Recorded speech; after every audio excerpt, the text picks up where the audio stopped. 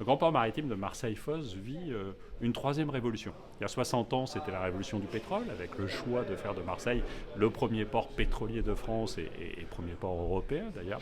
Il y a 40 ans, c'est la chimie du pétrole qui fait qu'il y a eu des investissements industriels majeurs sur ce site. Et quelque part, depuis, plus rien. Or, nous vivons une troisième révolution, c'est celle de la décarbonation. Et la décarbonation des entreprises qui sont in situ actuellement, mais aussi la décarbonation d'entreprises qui peuvent venir. Titre d'exemple, peu de gens le sachent, mais par exemple, ArcelorMittal a 2 hauts fourneaux sur Fos-sur-Mer.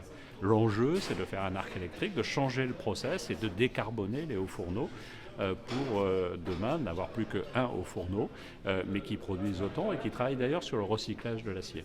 De la même façon, cette révolution, c'est l'accueil de nouveaux projets industriels.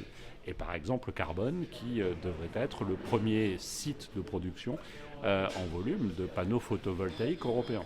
Et donc c'est cette décarbonation-là qui fait qu'aujourd'hui nous vivons une révolution. C'est près de 11 milliards d'euros d'investissement qui seront programmés dans les 10 ans qui viennent sur l'ensemble du territoire. Nous aurons aussi des capacités de production d'énergie, notamment liées à l'hydrogène.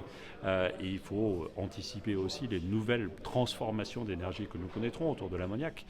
Et donc c'est vraiment cette révolution-là. Il faut que nous soyons un site qui devient un site propre. L'industrie ne l'est pas. Il faut avoir en tête que entre Fos, Dunkerque et Le Havre, vous avez à peu près la moitié de la production de CO2 de France. Parce que ce sont les grands sites industriels et parce que nous étions sur un modèle qui aujourd'hui est dépassé.